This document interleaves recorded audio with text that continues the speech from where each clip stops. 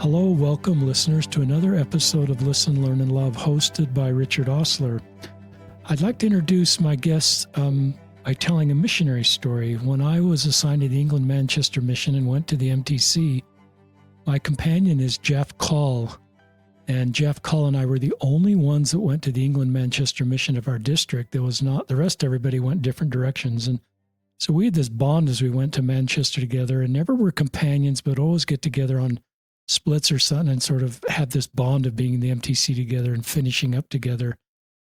And then we had a really young mission president who was in his 30s while we were missionaries, named Ellis Ivory, who's alive. I'm your dad. I'm going to talk about you in a second. My companion and I are in our 60s right now. And in 2025, we had our 45th mission reunion. And our mission leaders were still there. They're in their 80s and spoke. And it's just kind of really cool to have them involved in our lives. And Jeff came up to me and wanted to tell me about his son, Chad. And that's who's going to be on the podcast. And he said, Richard, I have a gay son. And maybe he told me that. I forgot that. And he's the executive director of Utah Pride. And he said, I am so proud of him and the man he is and the work he's doing. And he just wanted me to know how much he loved our guest, Chad Call, who's now on the podcast. I finally got to meet Chad in real life. Sanctuary was having a premiere here in Salt Lake City, and I went with my daughter and her boyfriend, and your parents, Jeff and Lisa Call, were sitting behind me, and you were a part of the movie Sanctuary that we've talked about on this podcast before, and had some wonderful remarks about Utah Pride that I learned about more.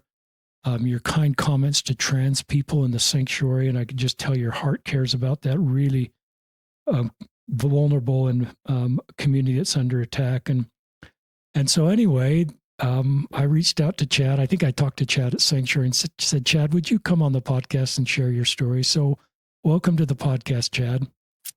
Thank you. Thank you for having me. I appreciate it. You're making me cry from the start. Well, we do sometimes. All of us cry on these podcasts. Just a little bio on Chad. Chad grew up. I'm gonna call you Jeff at some time during this podcast, Chad. So that's okay. That's okay. Listeners, that's what happens when you get to be 65. But Chad grew up in Davis County, I believe, in the Bountiful areas where your dad lives and your mom, and one of three kids. He's the middle kid. He served a mission along the way in Riverside. Was active in the church for many years. 5 years after his. In a YSA Ward. And then he may talk about this in age 25, 26, stepped away from the church. May talk a little bit about why he stepped away from the church. He came out after that. He and his partner have been together about 6.5 years, and I see them on social media together. They make a wonderful couple. But I think Chad is going to share his story just like a lot of our guests as a gay Latter-day Saint growing up, navigating that. His decision to come out, how that went, how he managed all those years closeted. And then Chad is doing really important work as the executive director of Utah Pride. Utah Pride has their parade on June 6th through 7th of this year, 2026. So I'd love Chad to talk about that. Utah Pride needs our donations. So I'd love Chad to talk about donations and how people can donate to Utah Pride and the great work they're doing. So anyway, I'm just glad to have you on the podcast, and I'll turn it over to you. Unless there's any bio I kind of got sideways, you can correct anything I said. No, you're good. That was all very good. I appreciate that. It always means more when there's some kind of a personal connection here when I do these podcasts. So it's really good to be here, and thank you for having me. And as you said, I grew up actually in Kaysville. My dad was raised in Bountiful. Then we moved to Kaysville when I was probably about 4, but that's home for me. And it was really fun. Both my parents, active LDS. I come from a really long lineage of active LDS family. In fact, my call side goes all the way back to the Smith family from the Hiram Smith actually is our ancestor, so Joseph's brother. So I think we've been in the LDS faith as long as the LDS faith has been around, which is fun. But growing up, my family owned, and still owns a local movie theater in Kaysville, the Kaysville Theater, and that was my childhood home. Taught me my work ethic there when I was just a small child. But yeah, kind of as you mentioned, I was raised in the principles of the LDS faith. I later grew up, and I've learned and reflected a lot in my life that my upbringing has taught me a lot of values that I still hold on to. But one of those values I kind of want to talk and kind of center my story around is that value of family. And I later learned that different families have learned and understood this principle in different ways and different applications. But there was one core principle in my family that I was taught, and that was our family always came first. It came before everything. And that included, and maybe this is controversial, I don't know, but it's just how we were raised. That included our family came before teachings of the church, always. It came before leaders in the church. It came before beliefs in the church, but our family was our baseline. It was our foundation for everything. And while I don't consider myself religious today, I don't necessarily believe in a deity that aligns with typical Christianity or something, but there were some really important values and principles that I was taught in the church growing up that I still hold on to today. I think the value of friendship, the value of community, certainly the value of community service is something that I cling to today, and I see some real value in that. And there were some really, I guess, soft skills and hard skills that I learned at very formative years. I think public speaking, that is where I first learned to speak in front of a crowd, was in church, and it was scary back then, but it's a real skill I have to utilize today. So it was the first leadership positions I ever was inside the church. So definitely see a lot of who I am today was formed in those formative years inside the church. So I think and I know this isn't the case for everybody, and I totally recognize the diversity in everyone's stories, but my upbringing in the church was not difficult for me. I certainly had early signals of conflict arising inside me. I came out, as I told you earlier, it came out later in my life, but I didn't really grapple with some of the more typical hardships that many people do. And again, I'm not trivializing other people's experiences. It's just my own. My very own partner had a dramatically different experience growing up in the LDS faith. It was quite traumatic for him, and I give support and honor that, but I have to acknowledge that that wasn't my experience. And I think largely the privilege I had of my upbringing was because of my family and because of the prioritization of values that my family held on to. So I guess why, yeah, I didn't have exact examples at the time of my family accepting. I was the first one that left the church in my family, so I didn't quite know for certainty how my family would react, but there were some examples in my life of just how committed my family is and was to each other. And I'm going to depart for a minute from the serious stuff and tell you some stories. I was a little bit of a crazy child. I was a unique child. Tell us the crazy stories, Chad. Yeah. I always had really ambitious big picture dreams.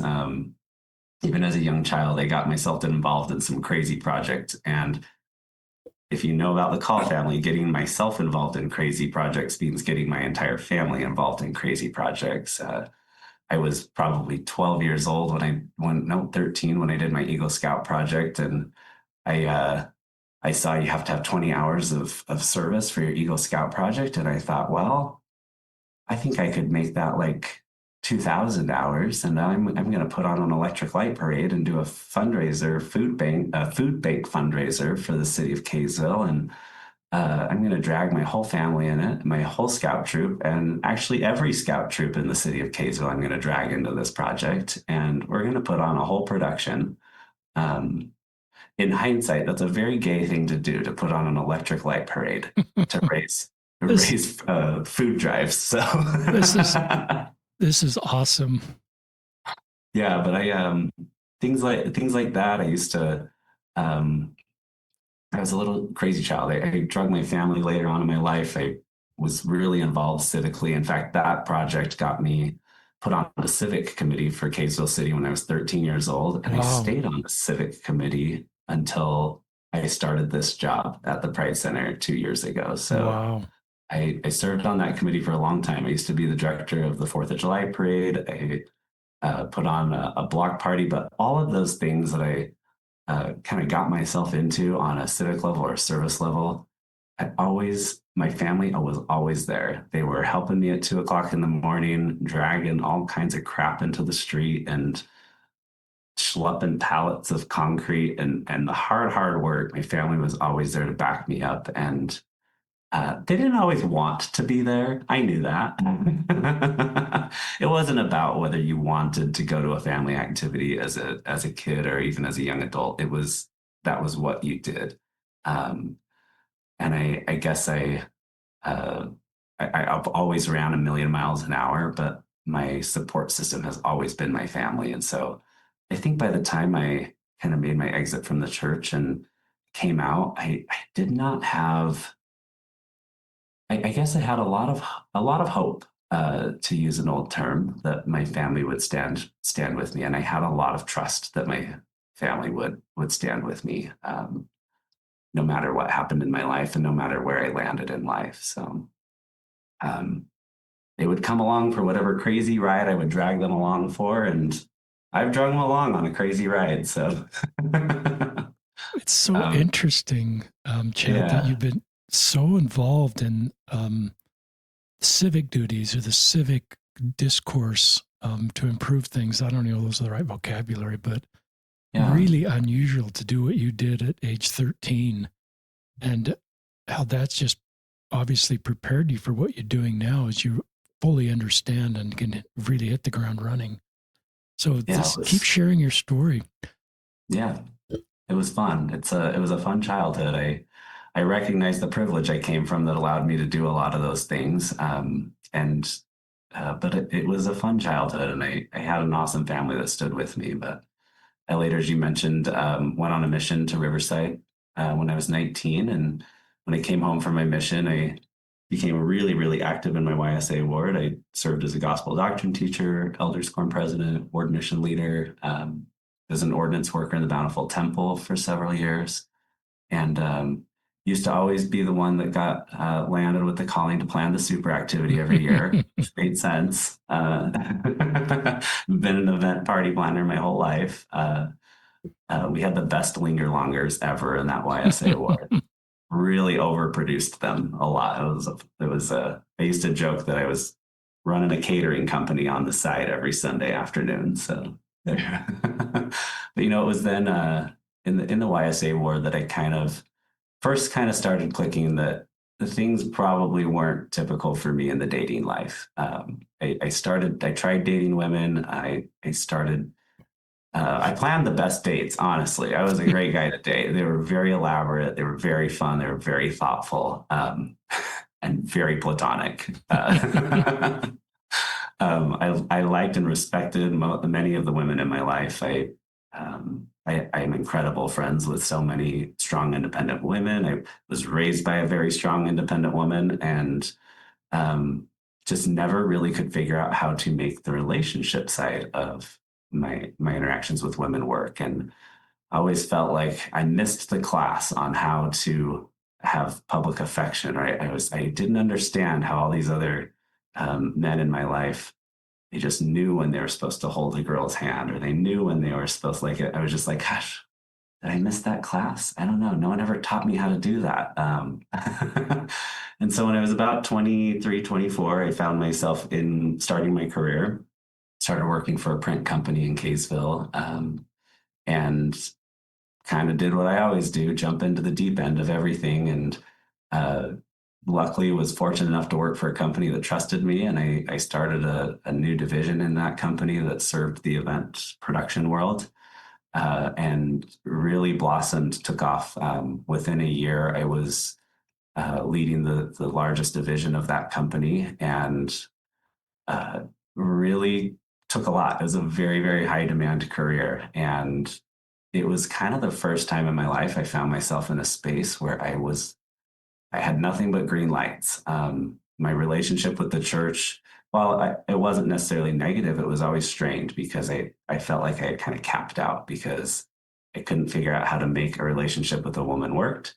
And there's only so far you can kind of move and progress in the church without being married, without having a more typical nuclear family. And it just didn't feel like that was going to be in my cards. And I never really probably took the time to put language to it or give it the space it deserved. Um, Probably because I found myself in this very high demand career all of a sudden.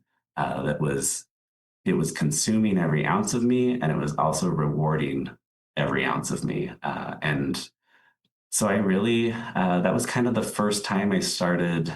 I was still active in the church. I was still doing my callings and going to as many Sundays as I could, but this job was increasing frequency of travel. And, towards my stepping away from the church, I was probably close to 300 nights a year on the road. Wow. And just all over the country. I did that for almost 10 years, and I look back Wow. and I don't regret a minute of it. It was also not sustainable for the rest of my life.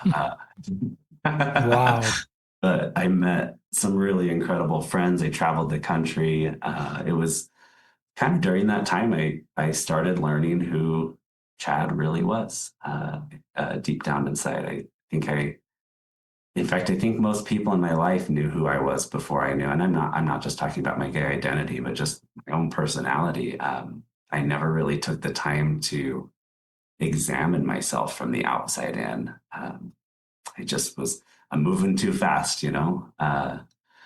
So yeah, it was a really good opportunity to see other ways of living life. And I'll be really honest, it scared me at first. I saw the way some people lived and the way they carried on in their life, and it was very different from what I was taught was the pattern for a happy and successful life. And it was difficult to unpack, but as some of those individuals in my life and examples of my life became closer and closer friends, I had to unpack that. I had to understand, like, these individuals live a life that is so contrary to what I was taught, and they have found such happiness in their lives. And I that didn't make sense to me. That was not what I was taught was the plan. I was taught that there was one plan and there was one path, and that was the plan of happiness. And ultimately, I'll be honest, I wasn't unhappy on that path. I kind of a person that finds happiness in most places in my life, but about a couple of years into my career, I started being faced with this tremendous amount of guilt because of the pull I was giving, or I guess the pull that was happening on me in my career, and my guilt of not fulfilling everything I was supposed to be doing in my church, both my callings and my dating life. And it kind of just built to a point where I was like, I can't give up my career right now. I depend on it, and I got to take a step back from something right now because the guilt's too much, and I don't have time for therapy. So that did come later, though.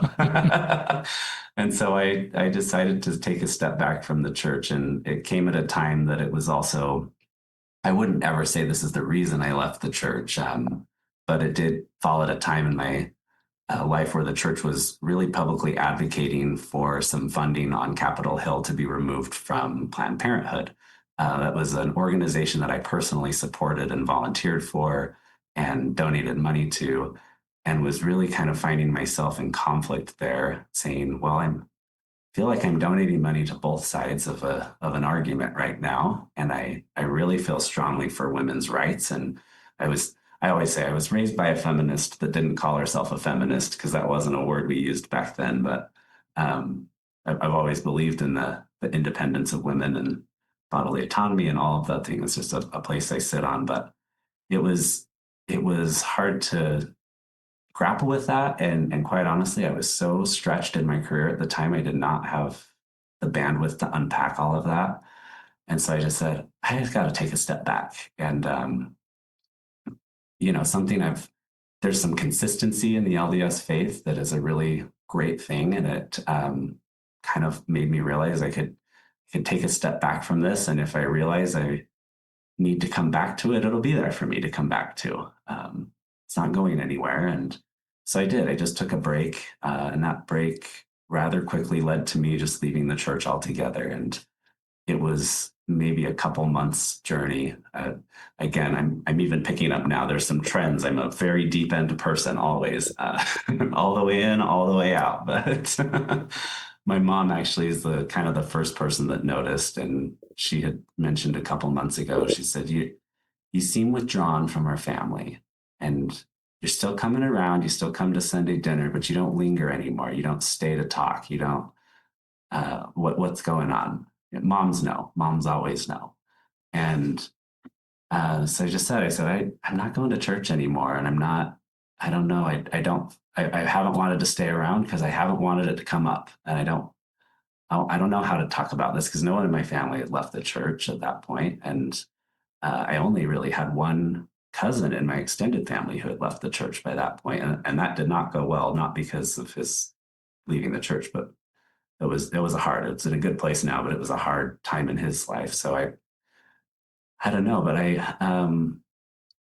she just let me know that she still wants me to stay after. She still wants me to stick around and talk to the family. She still wants me to share my opinions and my thoughts, and we want to hear about it as a family, and we're here to support it. And again, it kind of goes back to that theme of our family is number one in our life. And that was kind of the first rubber meets the road moment where I guess put your actions where your words are, that my family really came through on. And it wasn't though till probably 2 years after that I actually came out to my family as gay. And I didn't have a really big coming out moment. I was older in life, and at that point most of my friends in life and my communities in life weren't even from Utah. They were in New York or Florida or Georgia, or all over the place.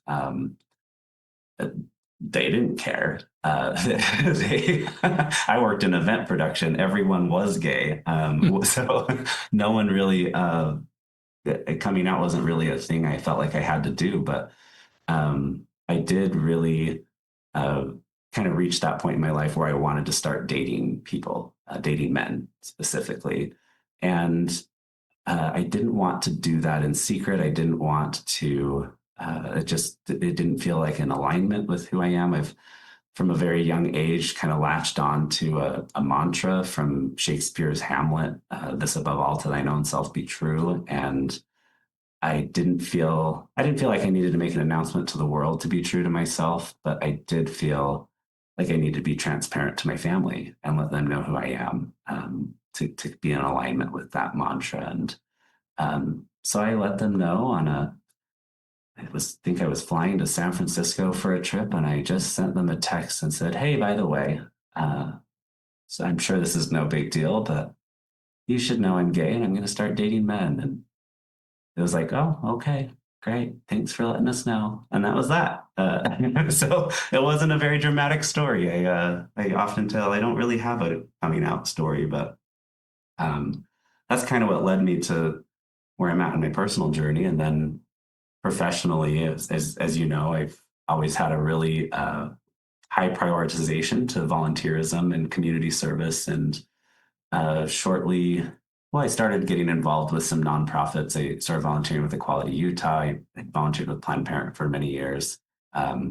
Used to volunteer and donate to Primary Children's every year for the Festival of Trees. So it's nonprofit work has kind of always been in my blood, and community service and activism has been in my blood. And shortly after COVID, I'd met my partner right before COVID, Sarah, and he was fairly well connected to the LGBTQ scene in Utah. I wasn't. I wasn't really connected to most scenes in Utah because I only spent 60 days a year here. But COVID happened, and I wanted to start getting some more roots into Utah, and I decided to sign up for a 4-hour volunteer shift for Pride. And 3 weeks later, I was the director of the parade. Wow. because that's how you become the director of the parade, if anyone's interested. The parade director at the time had to resign because they'd got a new job, and the parade director at the time, John Johnson, asked me, he said, "You've put parades on before?" I said, "Yeah, several actually, and much, much smaller than a pride parade." And he said, "Do you want to be the parade director?" And I said, "Okay, sure. Yeah, I'll do Wow. it."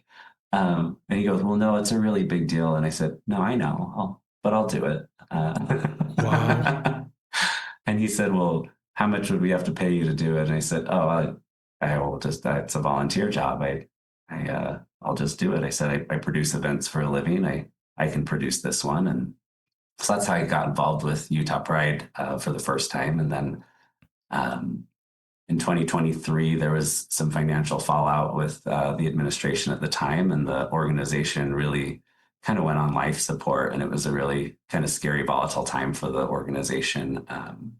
By 2024, I had kind of agreed to come in as a volunteer to produce all of Pride that year, the festival and all the festivities. And then by I got a call at the end of February from the board chair, who I had just met maybe a month before. She was new in her role after the 2023 year, and she said, "Would you have any interest in being the executive director of this organization?" And I was like, "Ooh, uh, caught me at a real bad time." And I said, "Interest, yes. Capacity and availability, probably not." And I recognized kind of the tricky situation the organization was in, and got back to her a week later. And I talked to my CEO at the time. At that time, I had left the company I started with earlier, and I was working for a production company. Incredible CEO over there, Melanie Robinson. And I met with her and I said, "Here's the deal. This is what's going on." And she had followed in the news and seen everything. And she said, "Why don't you accept it as an interim job? I'll give you a leave of absence from your job here. You can take, 10 weeks off. We'll reassign your shows. I'll keep all your benefits in place. But just take 10 weeks off and get this organization back in good footing. And uh, then you can hire a new executive director and then come back to work." And I said, "Oh, you know what? That's really good advice. It's a really good job, a really good suggestion." And so I pitched that to the board, and they said yes. And 2 weeks into maybe 3 weeks into my job here, I called my CEO, and she said, I didn't even say anything, and she didn't even say hello. And she picked up the phone and says, "You're resigning, aren't you?" And I said, "I am, yeah." And she said, "I hate to see you go, and I'm sad to lose you." She goes, "But it's the right thing for you. I can tell. This is the right move for you, and this will be good for your career, and it will be good for you, and it will be good for the community." Um, and she said, "And also, if it's not, come back." So that's kind of what got me here. And now I'm 2 years into this job, and I will say to this day, my parents have never missed a Pride. Um, they're known around the Pride Center as Mama Lisa and Papa Jeff. And my mom tells everybody here that she goes by Mama Lisa because she'll be a mom to anyone that needs one. That's cool. But yeah, every year, this is going to make me emotional. But my parents are always sitting right at the start of the Pride Parade every year. Kind of in their lawn chairs right in the middle of the fire lane, because just like they did when I was 12 years old putting on an electric light parade, they're still here to support me now. Oh, that's brought tears to my eyes. Yeah, they're gems. My mom jokes with people all the time. She says, "I've been cleaning up after Chad since he was able to walk, and I'm still cleaning up after him when he puts on events." So we love Mama Lisa, we love Papa Jeff, and they've been incredible parents. They're the parents I hope everybody can have. What a compliment to Lisa and Jeff. Yeah. Do you want to keep sharing more stuff? Do you want me to start asking you questions? I'm good with questions, and I'm happy to also kind of go into what we do at the Pride Center. Do if that. That's appropriate. Go But do that right now. Talk more about Pride and okay. what you do. And I'd love, one of the questions I have is just how do people donate, and how I think donations are just key for Yeah. your important organization, and as you're going into more of a stable, hopefully, future. Yeah. So we after we kind of rebuilt in 2024, we had to kind of rebuild up the Pride Center into a functioning organization again, and we were able to move into a new building downtown. We're right next to the City Creek Mall, and within a year, we got our programs back up and running. And so the Utah Pride Center now serves the entire state of Utah. We have our brick and mortar center in downtown Salt Lake, but we do remote programming throughout the state. We host events all year long. But then, of course, as you mentioned, our big marquee event is Utah Pride, which always happens the first weekend in June. And we're in ramp up for it right now. I can't even say ramp up. We're in full swing production right now. And it's a really big event. It's the largest annual gathering of LGBTQ people in Utah, and we get close to 100,000 Wow. community members and allies every year that come out between the numerous events all week long. But it's really the heart of what we do as an organization. It's not all we do, of course. As I mentioned, we do programming all year long, but we are a nonprofit, and we are in the same boat as many other Pride organizations right now, where we are experiencing a significant decline in corporate support. And so we are looking for, we would love donations. We would love anyone listening to hop onto our website, utahpride.org, and click that donate now button. We're actually very fortunate. I also serve on a board of directors for the United States Association of Prides, and I work with a lot of Pride organizations across the country. And I learned this actually last year. Utah Pride is in the top 10 largest Pride celebrations in the country. Wow. And we are only one of two on that list that happen in a red state.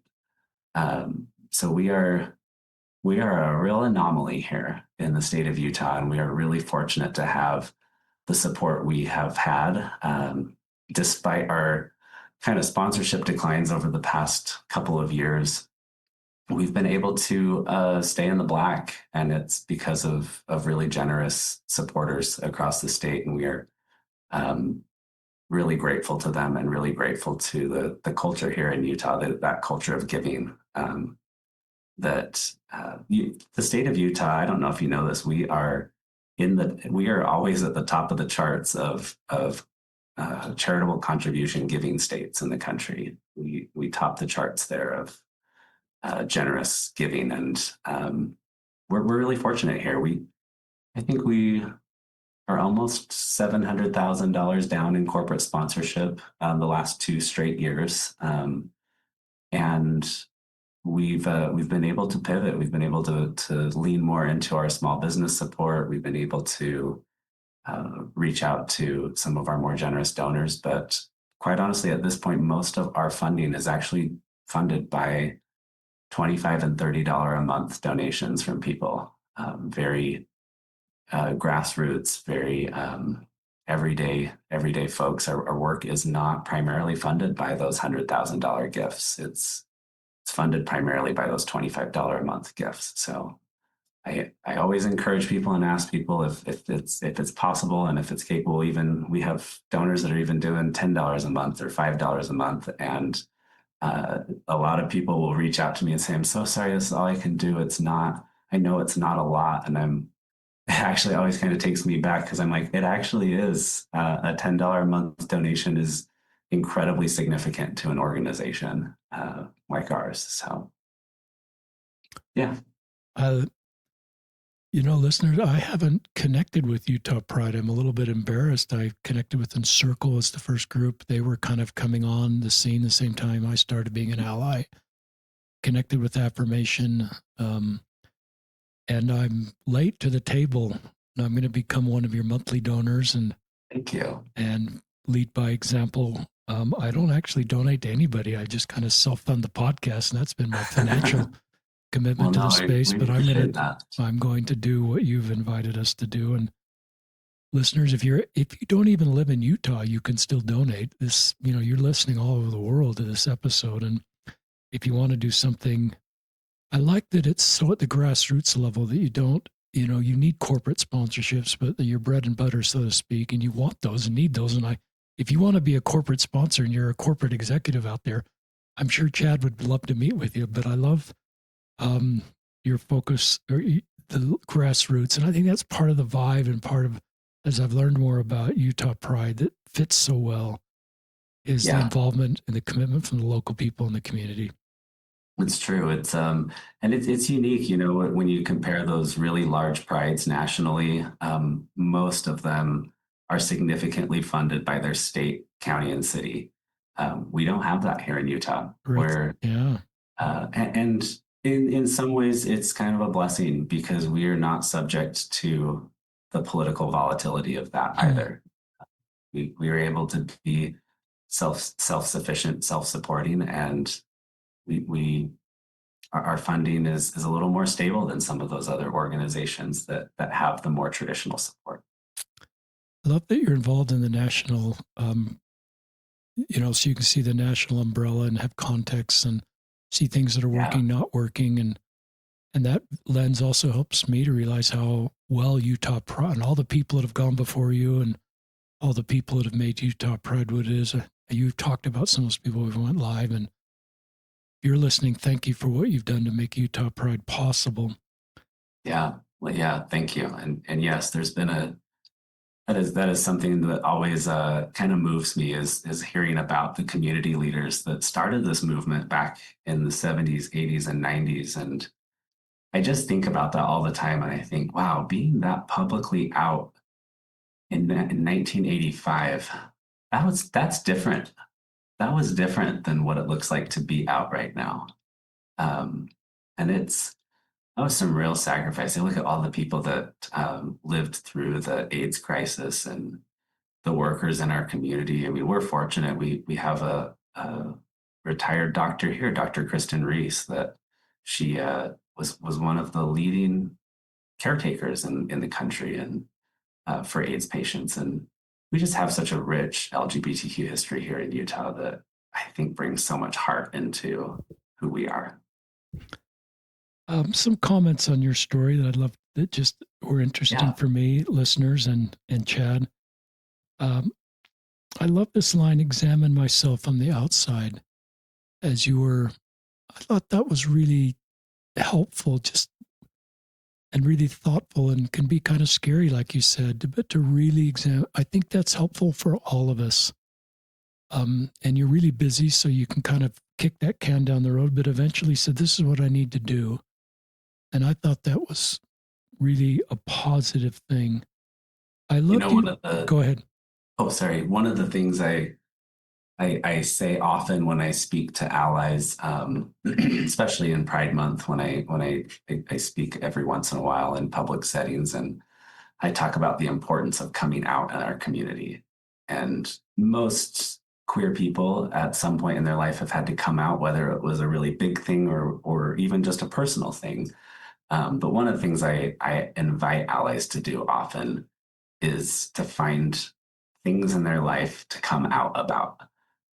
It doesn't have to be their sexuality. It doesn't have to be a queer identity necessarily, but there's power and authenticity in coming out and even just being honest with yourself about who you are. And it might not be the assumptions or the typical that we were raised around, but coming out does not need to be an experience reserved for the queer community. That's powerful. I agree with that. I think of Brene Brown's quote that I sometimes try to paraphrase as fitting in is assessing a situation and becoming something you need to be in order to be accepted. Belonging doesn't require us to change who we are. It requires us to be who we are. I love that quote. And I actually love how she phrased it is, and you're right. Belonging doesn't allow us to be who we are. It requires us to be who we are. I love that. I love this conversation I love your parents, Jeff and Lisa. If you were listening, you are just This is a beautiful family love story. And it just is teaching us how to keep a family circle together, how to keep communication together. To me, diversity is unity in purpose, but not unity in feelings or personalities or faith journeys. It's this unified family that you have in foundational values, love, compassion, interest. And that can be the thing that can keep families together as families are different politically, different religiously, different sexual orientations. And so you're role modeling that. And that's terrific. I love this question that your mom asked you, an open-ended question without any judgment. Why don't you stay? That didn't require a yes or no answer. Yeah. And then your response was just terrific. And she created a safe place for you to be honest. And that seemed like may have been a scary question for her to ask, but she cared about you and loved you and wanted to know what was going on and could sense. So then you felt safe kind of sharing how you were feeling. And then you stayed around after dinner because do you want to talk any more? But I just love that interaction right there and how we can scale those kind of conversations that you and your mom had. My mom's she's always talked about this analogy of her family at the dinner table or family together somewhere. Some of the comments she's kind of negated in her own local ward and stake and community when other parents that have queer children will talk to her, or even some of the leaders in her local communities have talked to her, and they've said something like, well, what about the next life? What about the celestial kingdom? What about, are you worried you're not going to be with your family there? And she will always look at them and say, I'm worried about not being with my family right now. That's my priority. I think there's a lot of power in that we sometimes get too focused on something that might be out of reach or 10 steps down the road, and we're not focused on the step that's right in front of us. And she's often told people, if I can't figure out how to be with my family in this life, what makes you think I'm going to be with them in the next? And I think it's really powerful as a child that doesn't necessarily even share that belief with my parents. She's making it very known to everyone in her life that her family is her priority. If there's ever a moment where she has to choose between her religion and her family, she's not even telling people what she's going to choose. She's already made that choice. She's already told them that her family's going to come first. Oh, that's a beautiful segment to me. We're walking the same road as your parents with adult children that don't go to church. And we're trying to do what your parents are doing, preserve the relationship, can't control the outcome, leave it all at the fate of the Savior's feet. And this idea of empty chairs at the next table, I think our theology, for those of you that are believing, I just think eternity's a long time. And one guest talked about Heavenly Mother in his episode, and he says, do you think Heavenly Mother's going to, just like your own mother, when you think of mothers and you think of Heavenly Mother, for those of you that believe that, she's going to do everything she can. She's in charge. It's not like she reports to somebody. She writes the rules, enforces them with Heavenly Father, and is going to do everything she can to have all of her children with her. So I just think eternity's a long time. And sometimes I think in our theology, for those of you that are believers in this next life, I think sometimes we are too worried about that. And we even worry that the decisions now, like we've got to separate ourselves, or even being around our gay kids is potentially jeopardizing our future family. And we don't really say that in our theology, but sometimes we think that. So I just love what your parents are doing, and moms are great. They lead, and that's a beautiful story. I've shared this before, but Gene Kratz, the Apollo 13 space commander, when everything's going sideways and the whole mission's just distraught, he stands up in that movie and says, excuse me, this is going to be our finest hour. And I think of that conversation with you and your mom. That was But it's sort of, I don't want to say that's an Apollo 13 things went sideways, but it is one of your finest. It went sideways in the sense you're going a different direction. You're not making it Went off plan. yeah. Yeah. But I just think that's, an incredible moment and one of your family's finest hours. And for your whole family to stay close, the fruits of that are just what you talked about is your family's close and you're not politically all the same. Seems like as we talked beforehand, there's a lot of differences. Yeah. And you even talk about those differences. It's not like you all come to the family table muted by the things in your life and the things you want to feel. I think you all come talking about. Yeah. And you've made this safe place for differences of feeling. Yeah, there's not a family dinner that goes by that we don't talk about religion and politics. Every single family dinner. And it never gets heated. It's always very respectful. And I think it comes from a mutual acknowledgement. It isn't one-sided on either side. I very much sit in a space where I can acknowledge the good that comes from their faith, and they also sit on a side that can acknowledge the bad that comes from their faith, and how it impacts people and even our own family. It's great. Doesn't surprise me about your dad, who I know well because of our time together, and what a good man he is, kind heart, thoughtful, really a really good guy. The next thing I'd like to go to is this conversation with Melanie. I love that you gave her a name. And here you are. I got tenderhearted for, here you are, a really needed employee, and she's aware of what's going on with Utah Pride, and she proposes a solution that maybe in the back of her mind knew what would happen and that you'd be making that phone call. And she set aside her corporate or her business objectives for what she knew in the back of her mind was going to be best for you and for Utah Pride. She seemed to be aware of challenges at Utah Pride. And I just thought of that, of maybe we all need to be like Melanie sometimes. We all need to trust people and give them opportunities and doors, and even when it's hard for us, or we would maybe feel that you would maybe move in a different direction, and the agency she gave you, the trust she gave you, the door she opened for you, but let you decide how to navigate that sort of scales into a lot of different spaces. She reminds me a little of your mom, the way she just trusted you and walked with you as you made your way forward and let you sort of lead, and your parents walking with you.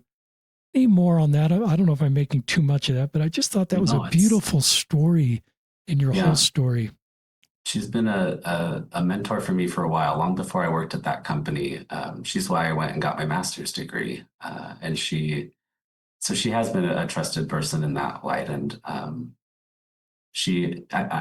mean, it's why I believe that women should run the world. They probably are much more effective in those roles than some men have been, but it is. I think that she does approach that leadership with a level of empathy that is unique, less common, I think, in the corporate world. And not to say that she's not skilled in the corporate world, she's incredibly skilled, and but understands kind of the value of the bigger picture. Next thing I want to talk about is Planned Parenthood. Planned Parenthood has been the big bogeyman in the community for me as I am still an active Latter-day Saint. And then Pastor Jamie White came on the podcast, episode 860, and talked about being raped and becoming pregnant. And the only safe place she could turn to as a teenage survivor of sexual abuse and now pregnant was Planned Parenthood. And she said, they didn't tell me to get an abortion. They just were there for me, presenting options in a safe place as I was in an impossible situation, being raped and being pregnant and not knowing anywhere to turn. And I just realized that in a kind of rebuke of the spirit during her podcast, I realized that I'd let other people with kind of loud agenda-based voices that I think it's fine to have a policy position on Planned Parenthood and disagree with them. I don't want to take that off the table, but the bogeyman, villainize, emotionally charged arguments about Planned Parenthood that I bought into. In a rebuke of the spirit during her podcast, I said, I've let other people to tell me about how I should feel about Planned Parenthood. I've never talked to anybody that worked at Planned Parenthood. I've never talked to anybody that went there. And so I just love that you love your work with Planned Parenthood, the needed services they provide in our community. And I don't know if you want to talk any more about Planned Parenthood, but that was a great sort of side segment. Yeah, I mean, I will say back then, as a very active, full-faith member of the church, it was a hot take to support Planned Parenthood. That's funny. That's for sure. I was kind of riding that bandwagon alone for a long time. But I really kind of, it's not my intention to get political about anything, but you can't talk about Planned Parenthood without talking about abortion. Right. Although what many people that's the service that gets centered with Planned Parenthood, it is actually not the center of their programming. Their programming is healthcare, and in fact, most of what they do is a lot of just women's care in general and accessible care to women, and not just women. That's where not to overshare, it's where I had my first STI screening was at a Planned Parenthood, because they work with people with varying levels of insurance. But I think that ultimately, when my personal stance on abortion kind of shaped or took change and shaped in my travels, and I never really. I think the realization that I had one day was the policies restricting abortion are largely being put in place by a body of individuals that will never need one. And that if you were to actually go back and look at how people vote on this issue and only count women's votes, it tremendously sways in favor of a woman's right to bodily autonomy.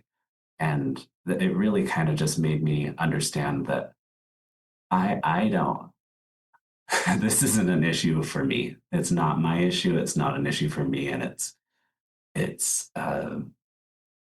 I will never have to be in a situation that requires that or will need that decision. And I don't feel like it's my right to take that decision away from someone else and their medical provider. So it's more about autonomy and less about morality, I think. I don't think it's possible to govern or legislate morals. And I don't think it's anyone's business to legislate morals. And that's a very thoughtful, not emotionally charged, fact-based discussion around this. And I am not to the finish line with how I feel about this, listeners. Okay. I'm still on a little bit of a journey. I love everything you said, and I love this, particularly the framing of, how women feel about this issue and the responsibility, and hopefully the responsibility given to women that they can decide this. It seems makes sense to me. So I'd like to frame up my next question. Are you okay on time? Yeah. I was at Gather, a single day event down in Arizona last week. It's just a 4-hour thing that's just terrific. And Laura Lee Hall spoke, who's a transgender person, and Nathan Kitchen, I assume you know Nathan. He's a prior president of Affirmation. You assume you know him. I know both of those individuals. I figured you did. Yeah. And Nathan offered the opening prayer. And I just want to read, he put it on his social media, which I was glad, because I was going to ask him for a copy. He said, "Now we take a moment to ask a blessing of protection on our transgender, non-binary, and intersex siblings who are being singled out from among us, experiencing unconscionable and increased amount of prejudice, harassment, and discrimination within both church and government. May be we inspired to work for their safety as fast as we have the strength, and we petition you to soften the hearts of church and government leaders concerning their existence, belonging, and human rights within this world and the community of saints. Bless us all with the strength and courage to stand against their erasure."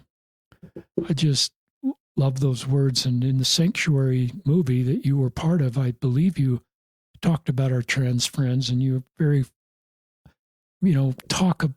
just say what you want to say directly to our trans friends or to the rest of us that are trying to support them. I think there's a lot to talk about there.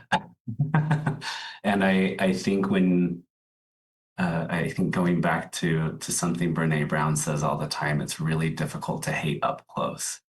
And I think if the trans community is a community you're having a hard time empathizing with or relating to, get to know a trans person, get to know someone that has gone through that experience, and listen, truly, listen. I mean, to your credit, much to how you listen about a topic of abortion that you're maybe have some initial formation of opinion on.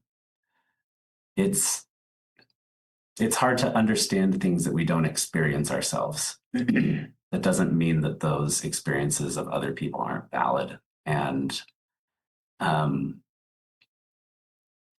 don't know. I think if I was going to summarize it up, I just our task is to love people and to accept people and to make each other's lives easier on this planet we all share. And that's not what I'm seeing happening legislatively in our state. I don't think we're making life easier on each other. I think we're making it harder.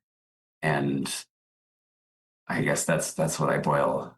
If I was going to boil it down into a summary, that's what I come down to. I think when the intersection of the LDS Church and the transgender community is difficult right now. The policy, was it a year and a half ago that they that's about right. Policy? August of 2024, I believe. Yeah. That actually, kind of fun fact, that's the first time I've ever had to publicly speak out against the LDS Church as an organization. And I was very worried how that was going to land in my family and it. But my family supports my stance on it, and they're also concerned about that policy. And I think you've got to. I think it comes down to autonomy again. People. I mean, I believe in the transgender community. I believe that is a good path. That's a stance I stand with. I have many friends. Sarah and I's roommate is trans and is an awesome. Essentially a member of our family. My mom and dad both fly a trans flag every March and November for Jay, our additional roommate and family member. But yeah, they're part of our community. They're our brothers and sisters and siblings. They're part of our communities, and it kind of goes back to your welcome of diversity. It's beautiful that we're not all the same, and that community is being targeted right now really heavily. And they're an easy community to target, to be quite honest. They're a small fraction. They're a 1.5% of our population. But I was telling you earlier before the podcast started, that's 2 to 3 people in every ward that are trans. Statistically, it's as common as red hair, and we might not see that. It might not present itself in day-to-day life. And there are many trans people that are living stealth, and that's part of our community. We need to figure it out. We need to have productive conversations around it. Great comments. And I can tell that comes from your heart, and you're doing things. You're not just saying love is a verb, I think, and it's what we're doing to improve the experience for others that we can in our circle of control. Yeah.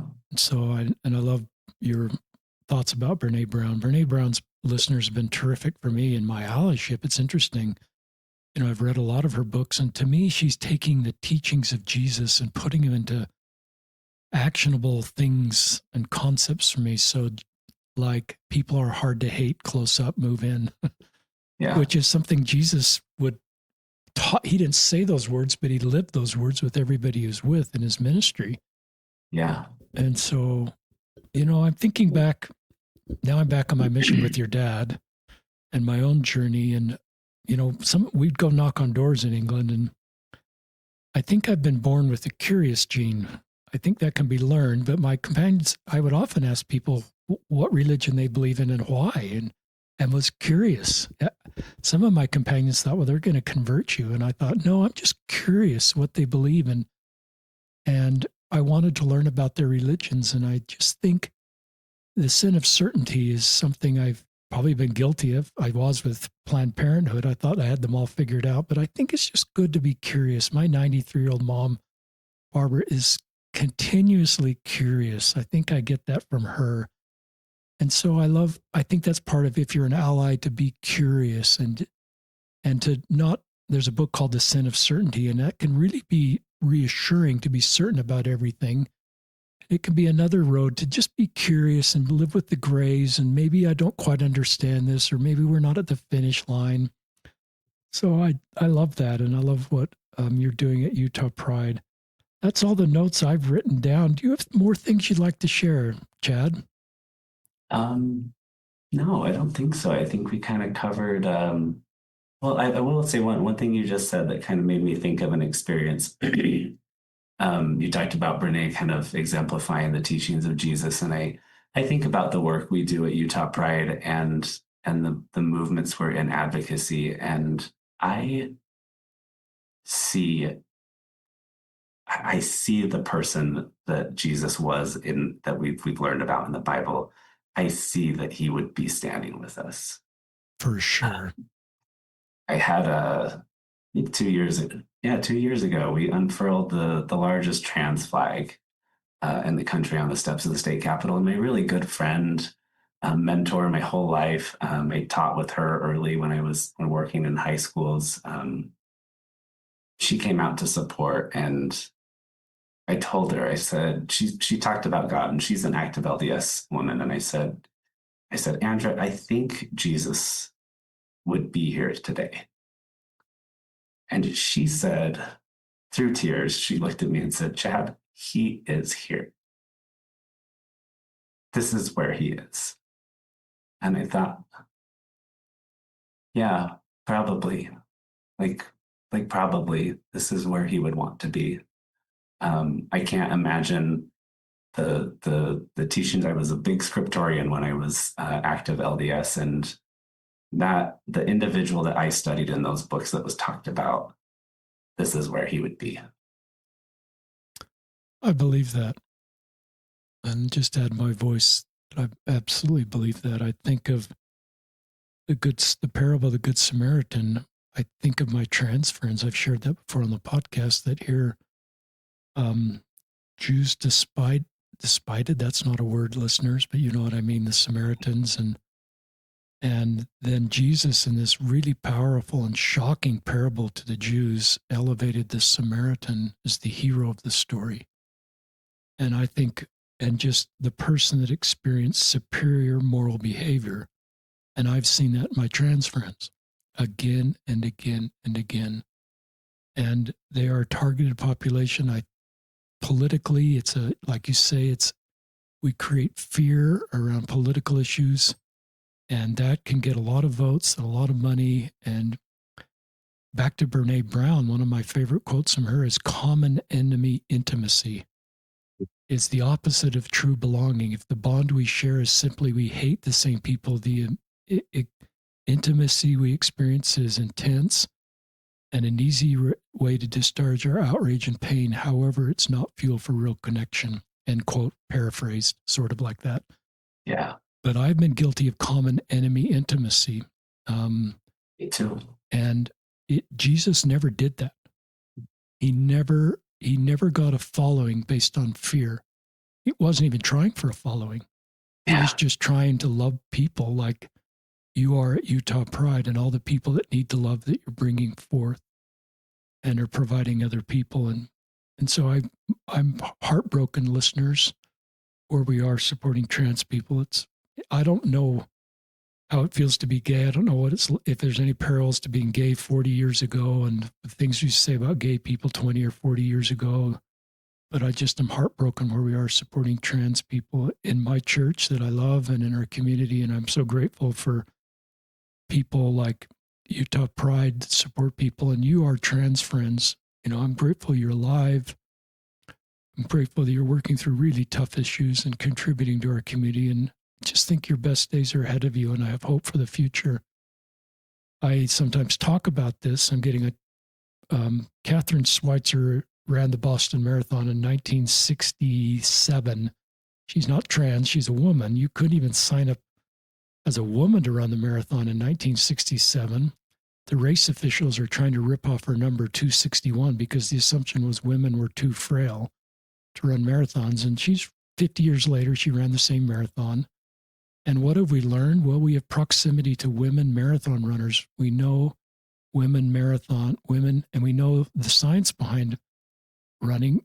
Women are obviously strong enough to run marathons. And so I sometimes use that story. It's not a trans story, to teach a principle that, maybe it's 1967 when we're trying to understand trans people. We don't have the things you're talking about, Chad, proximity. We don't have the science to understand why someone's brain feels one gender and their body is a different gender, to understand the brain and why it's wired that way and what happened. And maybe it's not even a bad thing. There's gender dysphoria is real, but transitioning is just, doing the things you need to be comfortable in your body, which is often really healing and helpful for my friends with gender dysphoria. Yeah. So that's how I approach the issue when I talk about it. But I'll turn it back to you. Go ahead. No, I love that you brought up Catherine Schweitzer. She's one of my heroes. About her. How do you know about her? I'm a feminist at my heart, and I've actually met her on a couple of occasions. You have? I've never known any. Tell us how it was like meeting her.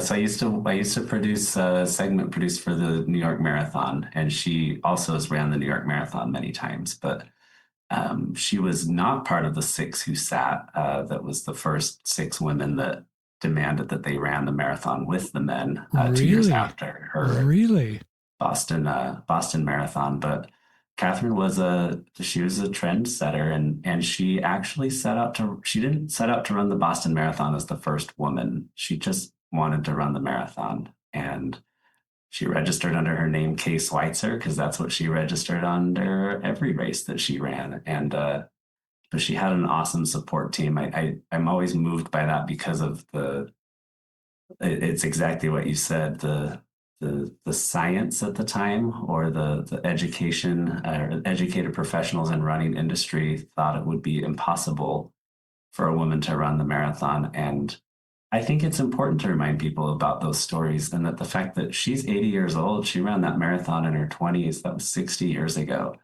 That's not very long. We've changed dramatic opinions about just that one fact of running in 60 years, in less than 60 years, probably 10 years by the time it was accepted, fully accepted. And now you look at those world major marathons, you look at the Boston Marathon, the New York Marathon, London Marathon, their registration is almost 50-50 men and women. And it wasn't 40 years ago that they were banned, or 60 years ago that they were banned from running. So I love that you shared that story. I have a little plaque, you can't see it on my desk, that has a bib number 261 on it. I've never met anybody that's had any proximity to Catherine. I'm actually pretty moved by that, to hear more of the backstory. And being a marathon runner, I've run Boston once. I've connected to that space. But these brave women, I love that you are feminists, and I love that you care about women, and I'm trying to do the same thing. Yeah. Just a trivia on this space, because now we're turned into a marathon podcast for a second. But the other thing I've learned in the science is the longer the race, the finishing times between men and women narrow. You knew that, didn't you? I did, yeah. And, a 100-mile race, which I'm not going to run, never have, but it's just interesting as we're learning about science and women are running longer races. We're learning things that we certainly, when she first ran that marathon, didn't know. And I think it causes me to want to be humble, more humble and more, I don't know. There's a lot to learn about gender dysphoria. There's a lot to learn here. We're just kind of the beginning stages. So I'm going to err on the side of curiosity, grace, compassion, love versus certainty. And I'm not going to buy into the really polarizing common enemy. I can't say those three words together. Common enemy intimacy that Bernardine talks about, and Christ invites us not to do with the parable of the Good Samaritan. Yeah. Anyway, that's crazy. We got into Catherine Schweitzer. And you have her number in your office. I love her. I love her story, and I've met her a couple times, and I've booked her as a keynote speaker before, and she's phenomenal. Wow, that is really cool. And my understand the registration, you couldn't obviously check male or female because it just wasn't a thing. Yeah, they never checked for it. They just assumed, and it was actually the race director himself that tried to pull her off of the course. Is that who I've seen? Boyfriend pushed him away at the time. So that is a great story. Anything else you'd like to share? No, I don't think so. I feel like I could talk to you for hours. But Well, it's a small world, listeners. We're all connected to the same human family. And here, when we flew off to Manchester, England, I remember we stopped in Toronto and I thought we were there. And then we stopped in Scotland. This is back in 1980. And your dad and I were wide-eyed and trying to figure out how to actually get off the plane. And then we went through customs, and love your dad and the time together. And now to have this space with you, his son, who's doing so I know he's so proud of, because he took me aside at our mission reunion and said, I have a gay son and I am so proud of him. Then I think your mom, either then or at Sanctuary, showed me her pride bracelets and just beamed with pride. And that's just a beautiful family love story. So listeners, please go donate to Utah Pride. We don't talk about donations too much to other organizations, but this is an organization that I really believe in, really needs your help. So please donate to Utah Pride. And Chad, thanks for all you're doing and all your team there at Utah Pride, all of you that are connected there, and all the allies and trying to better support our good LGBTQ friends. So this is Chad Call and Richard Osler signing off another episode of Listen, Learn, and Love.